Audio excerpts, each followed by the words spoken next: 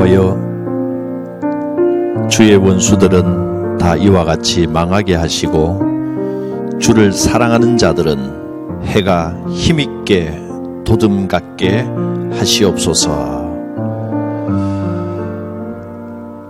우리를 지켜주시고 함께 하시는 하나님, 주의 권능을 믿고 의지합니다. 우리 연약한 자들을 불러주시고 사용하셔서 하나님의 영광과 그 뜻을 이루게 하여 주시옵소서. 사사기를 통하여 하나님 앞에 어떤 모습으로 어떤 태도로 살아가야 할지를 배우게 하옵소서. 예수님의 이름으로 기도드립니다. 아멘. 주시는 말씀은 사사기 6장 11절부터 18절까지의 말씀입니다.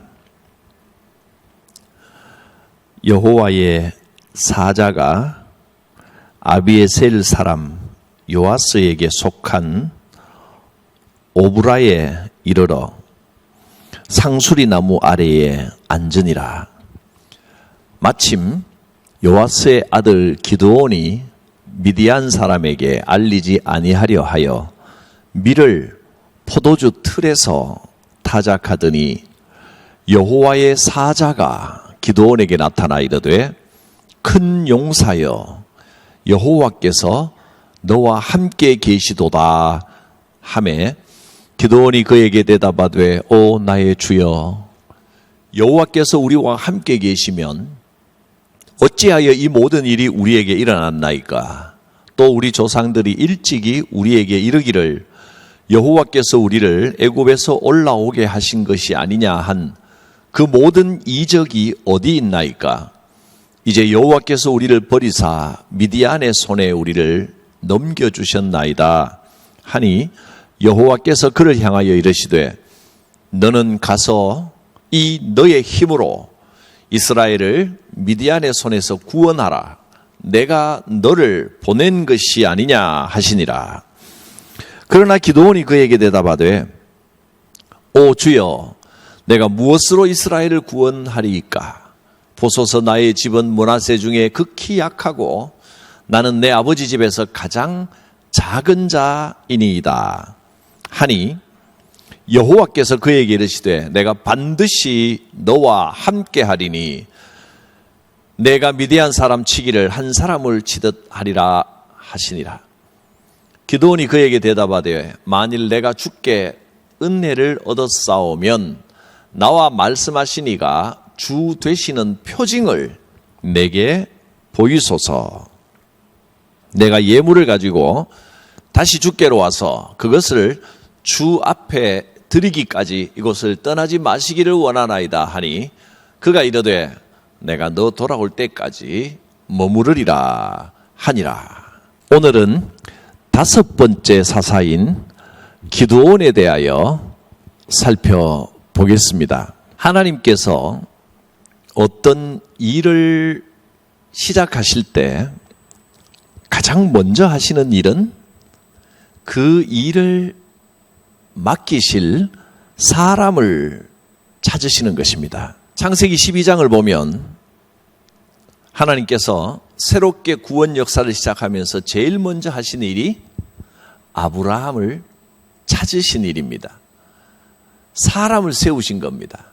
그런데 아브라함은 처음 부르실 때 이름은 아브람이었습니다. 그 아브람은 전혀 특별한 사람이 아니었습니다.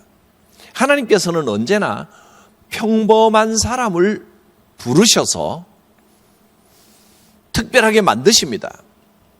그러니까 그 사람의 능력이 특별한 게 아니고 그 사람은 아주 평범하고 어쩌면 다른 사람들보다 더 못한 사람일 수도 있습니다.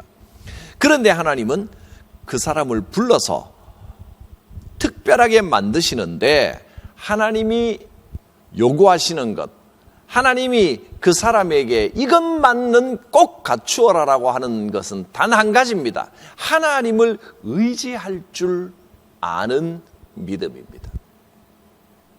하나님의 약속을 신뢰할 줄 아는 믿음. 이것이 가장 중요합니다. 하나님의 일을 하는 사람, 사명을 감당하는 사람에게 가장 큰 조건은 다른 것이 아닙니다. 자기 능력이 아닙니다. 하나님을 신뢰하고 하나님의 약속을 믿는 사람. 그것이 사명을 감당하는 사람의 가장 큰 조건입니다. 그런 사람을 택하여 위대한 일을 하게 하시는 하나님이십니다. 아브라함도 그랬고 모세도 그랬고 다윗도 그랬고, 다윗은 양치는 목동입니다. 처음 왕으로 선택됐던 사울의 그 뛰어난 인품과 인격과 용모와 지혜, 사람의 훌륭한 것들은 결국은 시간이 지나면서 오히려 더 추하고 위험한 것으로 변해버렸지만, 사람이 보기에는 보잘것 없어 보이고 별거 없어 보이는 그런 상황, 그런 조건을 가지고 있는 다윗, 하나님은 그 다윗을 불러서 크게 쓰셨습니다. 오늘 기도원도 마찬가지입니다. 예수님께서도 12제자를 부르실 때 사회적으로 또는 여러 가지 면에서 재주가 특출난 사람을 부르신 게 아닙니다.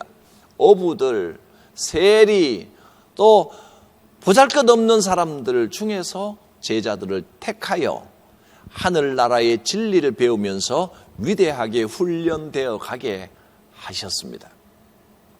기도원을 부르신 하나님께서 기도원에게 이렇게 말씀하십니다. 큰 용사여. 사실 기도원은 큰 용사가 아닙니다. 영웅도 장수도 아니고, 밑에 6장 15절을 보면 기도원은 뭐 하는 사람입니까? 그냥 농부입니다. 아주 평범한 농부. 그것도 무슨 사명의식이 투철한 사람도 아니고, 밀을 수확해서 타작을 해야 되는데 미디안 사람들에게 들키면 뺏길까 봐 겁이 나서 포도주 틀 속에 숨어서 타작하는 이런 소심한 농부에 불과했습니다. 또 기도원이 직접 여호와의 사자에게 하소연하는 15절 말씀을 보십시오.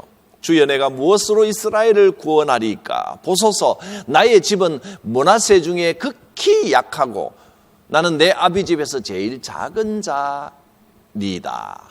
정말 보잘것없고 약한 사람입니다. 평범하고 소심한 아무것도 아닌 일개 농사꾼이었습니다. 그런데 하나님께서는 이 기도원을 민족을 구원하고 하나님의 뜻을 수행하는 사사로 택하신 것입니다. 그리고는 큰 용사여 하고 부르셨습니다. 어디를 봐서 큰 용사입니까? 큰 용사가 아닌데 하나님께서 큰 용사로 부르시면서 큰 용사의 역할을 감당하게 만들어 주십니다. 어떻게 하면 이런 큰 용사가 되고 위대한 일을 행할 수 있겠습니까? 바로 그 다음에 나오는 말씀이 핵심입니다. 여호와께서 너와 함께 하시도다. 인간의 뛰어남이나 탁월함이 아니라 여호와께서 함께 하시고 여호와를 신뢰할 줄 알고 여호와 하나님을 의지할 줄 알면 큰 사명을 감당하게 됩니다. 여러분 꼭 기억하십시오. 내 능력이 아닙니다. 내가 뛰어나서가 아닙니다. 여호와께서 함께 하심으로 우리는 하나님의 뜻을 실행하고 위대한 일을 행할 수 있는 것입니다. 기도는 정말 평범한 인물이었습니다. 소심하고 겁 많은 사람이었습니다. 그런데 그가 큰 용사가 돼서 위대하고 놀라운 일을 하게 됩니다. 그 비결은 여호와께서 너와 함께 계시도다, 이것입니다. 여러분의 삶에도 여호와 하나님께서 함께 하시기를 축원합니다. 하나님께서 힘주시고 하나님께서 일하십니다. 이것이 인생 성공의 비결입니다. 하나님께서 함께 하시는 것. 하나님께서 함께 하시는 임마누엘의 신앙, 임마누엘의 삶이 되시기를 바랍니다. 하나님께서 함께 하시면 우리는 큰 용사가 될 수 있습니다. 하나님께서 힘 주시면 그 무지막지한 수많은 미디안 군사들도 한 사람 상대하듯 쉽게 싸워 이길 수 있습니다. 자, 본문에서 기드온이 하나님께 능력을 받을 수 있었던, 하나님께서 그를 택하여 주셨던 몇 가지 비결을 한번 살펴보겠습니다. 첫째, 기드온은 참 신중한 사람이었습니다. 하나님의 사자가 왔는데 기드온이 하나님의 사자가 정말 하나님의 사자가 맞는지 확인해 보고자 했습니다. 어떻게 보면 이것은 참 예의 없고 믿음 없는 행위처럼 보이기도 합니다. 그런데 때로는 이런 신중함이 필요합니다. 사실 오늘날에도 무슨 소리를 듣거나 무슨 환상을 받거나 하다고 하면서 기도 중에 뭘 봤다, 뭘 체험했다 그러면서 자기 혼자만 하나님 만난 것처럼, 자기 혼자만 기도하는 사람인 것처럼, 자기가 뭐 다른 모든 사람들보다 특별한 존재인 것처럼 착각하고 떠들어대는 사람들도 있습니다. 우리는 신앙생활을 하면서 인간의 재주로 쌓는 바벨탑도 조심해야 되지만 영적인 교만은 더더욱 조심해야 됩니다. 영적으로 내가 뭔가 다른 사람들보다 더 낫고 탁월하다고 착각하는 순간 바벨탑을 쌓게 되고 그는 무너집니다. 하나님께서 만나 주셨으면 하나님과의 관계가 올바로 설정이 돼야 됩니다. 하나님과의 관계가 올바로 설정이 되는 것을 우리는 샬롬이라고 부릅니다. 샬롬이라는 의미는 평화, 화평이란 뜻입니다. 하나님과의 샬롬이 올바로 이루어져야 다른 사람들과의 샬롬도 이루어지는 겁니다. 샬롬, 화평, 평화, 그냥 싸움이 없고 다툼이 없는 상황만 샬롬이라고 부릅니까?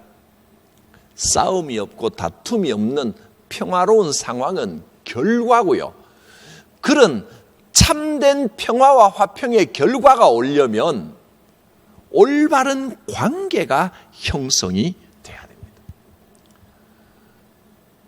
관계 형성, 이것이 진정한 샬롬입니다. 내가 누군지를 똑바로 알아야 된다는 겁니다. 신학은 하나님, 그 다음에 성경, 그 다음에 뭐 여러 가지가 있겠죠. 신앙, 복음, 이게 무엇인지를 연구하는 게 신학입니다. 신학의 가장 기본은 하나님을 아는 겁니다. 하나님이 누구신지를 알아야 됩니다. 하나님이 어떤 분이고 그 하나님 앞에 우리는 어떤 존재인지를 알아야 돼요. 인간론이랍니다. 즉, 이 인간론이란 것은 하나님 앞에 우리가 죄인이라는 것을 올바로 아는 겁니다. 이 인간론을 분리하기도 하고 인간론과 죄론을 뭐 같이 이야기하는 학자들도 있고 하지만 이게 기본입니다. 하나님이 누구신지를 알고 내가 그 하나님 앞에 어떤 존재인지를 알아야 됩니다. 이런 관계가 올바로 정리가 돼야, 정립이 돼야, 올바로 세워져야 여기에서 참된 샬롬, 화평, 성경에는 발음을 살롬 이렇게 적어놨습니다. 뭐 샬롬이라고 하든 살롬이라고 하든 히브리어니까 우리말로는 어떤 표기도 상관없습니다. 샬롬, 하나님과의 올바른 관계가 정립되는 것이 샬롬입니다. 그게 참된 화평입니다. 사람들 사이에도 마찬가지입니다. 내가 다른 사람들과 타인과 이 서로서로의 관계가 올바로 정립이 돼야지 나는 나대로 내가 당신보다 잘났다, 내가 옳다, 고집만 부리고, 다른 사람은 다른 사람대로 내가 옳다, 내가 당신보다 낫다, 당신은 내 밑이다, 이렇게 고집을 부리면 평화는 오지 않습니다. 평화는 이 관계 정립, 인간과 인간 사이에도 올바른 관계가 정립이 될 때 진정한 샬롬이 이루어지는 것입니다. 하나님과의 관계가 올바로 정립이 돼야 됩니다. 영적으로 올바로 선다는 것은 하나님을 만나고 하나님과의 이 관계가 정립이 되는 겁니다. 전에는 깨졌던 관계, 죄가 뭐냐? 죄라는 것은 근본적으로 죄는 하나님과의 관계가 깨어진 게 죄입니다. 최초의 인간이 어떤 죄를 지었습니까? 악한 일을 하고 뭐 남을 괴롭히고 이런 일을 하려고 작정한 게 아닙니다. 인간이 하나님을 의지하지 않고 자기 뜻대로 선을 행해 보려고, 인간이 자기 힘으로 옳은 일을 해보려고, 자, 내가 뭔가 해보겠다, 그 자체가 이미 죄입니다. 내가 하나님을 벗어나서 내가 선악 간에 판단하려고 할 때 그것이 죄가 되는 겁니다. 죄의 정체는 하나님과의 관계가 깨지는 겁니다. 하나님과 관계가 깨진 인간은요, 아무리 인간이 지혜롭게 또 훌륭하게 똑똑하게 인간의 문명을 쌓아 올려도 그것은 결국 죄를 더할 뿐입니다. 갈수록 죄가 더 심해질 뿐입니다. 창세기 4장에 보면 어떤 내용입니까? 가인이 아벨을 죽이고 떠나서 아들을 낳고 그 아들의 이름을 지어서 성을 하나 쌓습니다. 에녹성이라고. 그리고 그 성을 중심으로 굉장한 문명을, 아주 멋진 문명을 일으킵니다. 인간의 모든 문명이, 아름다운 문명이 거기 다 있습니다. 그러나 성경은 그것을 훌륭하다, 옳다 말하지 않습니다. 그것이 오히려 죄가 되는 겁니다. 하나님을 떠난 인간은 번성하면 번성할수록 더 죄악에 치우칩니다. 기도는 이제 예물을 준비하고 뭐 이런저런 성경에 다 나와 있는 내용이니까 이 줄거리를 길게 이야기하지는 않겠습니다. 간단히 말하면 제사 드릴 예물을 준비하고 무교전병과 고기 담은 소쿠리와 국을 담은 양푼을 준비해서 여호와 사자 앞에 가지고 왔습니다. 여호와의 사자가 고기와 전병을 바위 위에 놓고 그 위에 국을 쏟으라 그랬습니다. 그리고 지팡이로 그 위에 대니까 불이 바위에서 솟아나서 그 전병과 고기를 태웠습니다. 이런 테스트 과정을 통해서 하나님의 사자, 여호와의 사자를 인정을 했습니다. 그러면서 여호와의 사자를 대했다는 것이 너무너무 두려워서 하나님 앞에 기도를 드립니다. 여러분, 하나님 앞에서는 이런 두려운 마음이 사실 있어야 합니다. 여호와의 사자가 말합니다. 6장 23절 24절에 여호와께서 그에게 이르시되 너는 안심하라, 두려워하지 말라, 죽지 아니하리라 하시니라. 기드온이 여호와를 위하여 거기서 제단을 쌓고 그것을 여호와 샬롬이라 하였더라. 여호와께서 나를 만나 주시고 나와 올바른 관계를 회복시켜 주셨다는 것입니다. 여호와 샬롬. 기드온은 이 사건을 통해서 하나님과 완전히 새로운 관계를 회복하게 되었습니다. 기드온이 여호와 샬롬이라고 이름 붙인 제단을 쌓은 곳, 거기는 원래는 그 상수리나무 아래는 우상을 섬기던 자리였습니다. 사람들이 하나님과의 올바른 관계가 깨지면 세상의 헛된 우상들을 자꾸 찾아다닙니다. 바로 그 자리가 우상을 섬기던 중심지였는데 그것에서 여호와 하나님께 제사를 드리면서 여호와 샬롬이라 이름을 붙였습니다. 이제 우상의 자리에서 하나님과의 관계가 완전히 깨어졌던 그곳에서 하나님과의 새로운 관계가 시작되면서 여호와의 샬롬으로부터 역사가 일어나는 겁니다. 기드온에게는 이렇게 하나님과의 관계가 회복된 것이, 여호와 샬롬의 사건이 일어난 것이 가장 큰 힘이었습니다. 하나님과의 관계가 올바로 정립되면 이 세상 어떤 것도 두려울 것이 없습니다. 하나님께서 기드온에게 첫 번째 명령을 하나 내리십니다. 거기에 있는 바알의 단을 헐고 아세라 상을 모두 찍어내버리라 하고 명령하셨습니다. 기드온이 그 말씀에 순종합니다. 밤에 종들과 함께 가서 바알 제단을 다 무너뜨리고 찍어버렸습니다. 다음날 아침에 사람들이 이 사실을 알게 됩니다. 그리고 그 주범이 기드온이라는 것도 알게 됩니다. 그 당시 우상에 현혹된 사람들은 그 바알신과 아세라상이 무너지면 농사도 안 되고 가난해지고 밥 굶게 된다고 생각을 했습니다.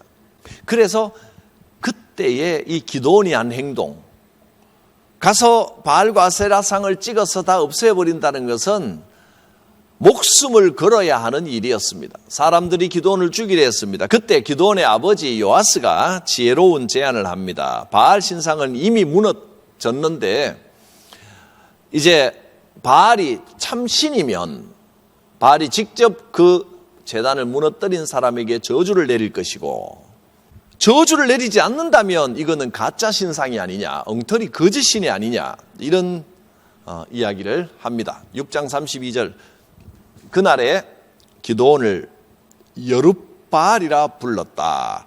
여룹바알, 바알과 다투었다, 그런 뜻입니다. 그래서 기드온의 별명이 여룹바알이 됩니다.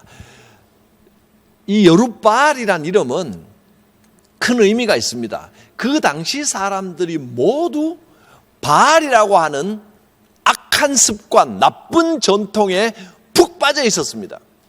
다른 것을 생각하지 못할 때 지금까지 사람들이 빠져 있는 나쁜 전통, 악한 관습과 싸웠다는 겁니다. 지금 여기에서 바알은 사람들이 두려워하며 벗어나지 못하고 빠져 있는 악한 전통과 관습을 말합니다. 기드온은 하나님과의 관계가 정립된 다음에 지금까지 내려오는 잘못된 관습, 악한 습관을 과감하게 끊어버리십시오 라고 선포하는 의미로 이 바알의 제단을 무너뜨렸습니다. 여룹바알, 바알과 대적하였다, 그런 뜻입니다. 기드온은 여호와 하나님께서 나와 함께 하신다는 것을 믿었기 때문에 담대하게 도전할 수 있었습니다. 그 당시 사람들은 이 바알상을 잘못 건드리면 큰 악재가 올 것이기 때문에 절대로 바알의 심기를 불편하게 하면 안 된다고 굳게 믿고 있었고, 바알의 저주가 내리면 농사를 망치고 죽게 된다고 믿고 있었습니다. 기드온은 하나님을 의지하고 그런 모든 악한 관습, 세상의 잘못된 습관에 도전하여 담대하게 싸웠습니다. 어쩌면 지금도 우리가 익숙해져 있는 세상의 관습들, 습관들, 근거 없는 두려움들, 이런 것들이 바알일 것입니다. 과거에 이런 사건들이 있었죠. 이 본문을 근거로 초등학교나 이런 데 있는 당군상을 몰래 들어가서 다 머리를 잘라버리고 찍어내버리고, 그래서 기드온처럼 이렇게 당군상을 바알 신상에 비유하면서 그걸 잘라버렸다, 이렇게 하는 사건들도 있었습니다. 그 사건의 옳고 그름을 떠나서 사실은 이 사건은 어떤 형상을 찍어냈다, 무너뜨렸다라는 데 핵심이 있는 게 아니라, 오늘날 우리가 가지고 있는 바알의 신상이 어디 초등학교 안에 세워져 있는 당군상만이겠습니까? 거기 세종대왕상도 있고 이순신상도 있고 여러 가지 상이 있는데, 그런 형상으로 된 것을 말하는 게 아니라 우리가 지금 젖어 있는 세상의 악한 습관들, 관습들을 찍어내버리라는 명령입니다. 하나님과의 관계가 회복된 다음에 여호와 샬롬 다음에 여룹바알이 왔습니다. 잘못된 생활 습관, 잘못된 사고방식, 세상적인 가치관을 찍어내버리시길 바랍니다. 그러면 여호와의 영이 여러분 삶 위에 함께 하실 것입니다. 6장 34절에 여호와의 영이 기드온에게 임하시니 기드온이 나팔을 불매 하나님이 그에게 조력자들을 붙여줍니다. 아비에셀이 그의 뒤를 따라 부름을 받으니라. 여룹바알 신앙은 우리가 젖어 있는 세상의 악한 사고방식, 잘못된 가치관을 잘라내는 겁니다. 그럴 때 여호와의 영이 임할 것입니다. 드디어 이제 기드온이 미디안과의 싸움에 나아갑니다. 이 거룩한 전쟁은 어떻게 치르느냐? 군사력으로 치르는 게 아닙니다. 미디안이 아말렉과 또 그 주변의 여러 족속들과 연합해서 공격을 해오는데 그 숫자가 13만 5천 명이라 그랬습니다. 그런데 기드온이 군대를 모아보니까 3만 2천 명입니다. 상대가 안 됩니다. 3만 3, 40이 약 4배 가까이입니다. 4배. 이거는 상대가 안 되는 싸움입니다. 군사력에서 상대가 안 됩니다. 그런데 하나님께서는 3만 2천 명도 너무 많다. 많은 숫자를 돌려보내라 라고 명령을 하십니다. 유명한 사건입니다. 강가에서 무릎을 꿇고 그냥 입을 대고 바로 물을 마신 대부분의 군사들은 돌려보내고 손으로 물을 떠서 신중하게 마신 병사들 300명만 남기라 그랬습니다. 이제는 3만 2천이 아니라 13만 5천 대 300의 전쟁이 된 겁니다. 300명으로 13만 5천 명과 상대를 한다? 정신 나가지 않고서는 어떻게 이 전쟁을 하겠습니까? 그러나 하나님의 사람은 숫자로 싸우는 것이 아니라 믿음으로 싸우는 겁니다. 여호와께 순종하는 것이 승리를 가져옵니다. 오늘날 이 세상에 우리 그리스도인들과 교회를 향하여 수많은 공격들이 있고 감당하지 못할 영적 전쟁들이 있지만 순종하면 반드시 승리합니다. 기드온과 300용사의 믿음, 이 믿음만 있으면 하나님께서 위대한 능력으로 우리를 지켜주시고 함께 하십니다. 하나님의 위대한 능력이 내 인생의 문제와 싸워주십니다. 여호와께서 싸우십니다. 내 대신 싸워주십니다. 우리는 그저 지켜보고만 있으면 됩니다. 출애굽기 14장 14절에는 이렇게 말씀하셨습니다. 여호와께서 너희를 위하여 싸우시리니 너희는 가만히 있을지니라. 이 말씀을 꼭 기억하십시오. 우리를 둘러싼 수많은 적군이 있고 수많은 군대가 있다 할지라도 여호와 하나님이 나와 함께 하시면, 하나님께 순종하면 반드시 이깁니다. 우리의 무기는 믿음입니다. 여호와께서 너희를 위하여 싸우시리니 너희는 가만히 있을지니라. 또 사무엘상 12장 16절 말씀입니다. 너희는 이제 가만히 서서 여호와께서 너희 목전에서 행하시는 이 큰 일을 보라. 기드온의 믿음으로 승리하시길 바랍니다. 자, 오늘 기도를 통하여 우리가 세 가지를 살펴보았습니다. 첫째는 여호와 샬롬입니다. 여호와 하나님과의 관계를 정립하는 게 첫 번째입니다. 하나님 앞에 내가 어떤 존재인지, 우리 인생에 하나님이 어떻게 역사하시는지, 하나님이 어떻게 나를 사랑하시는지 이것을 아는 겁니다. 여호와 샬롬, 하나님과의 관계 정립. 두 번째는 여룻바알입니다. 우리 안에 있는 모든 악한 습관들과 잘못된 것들을 과감하게 끊어내야 합니다.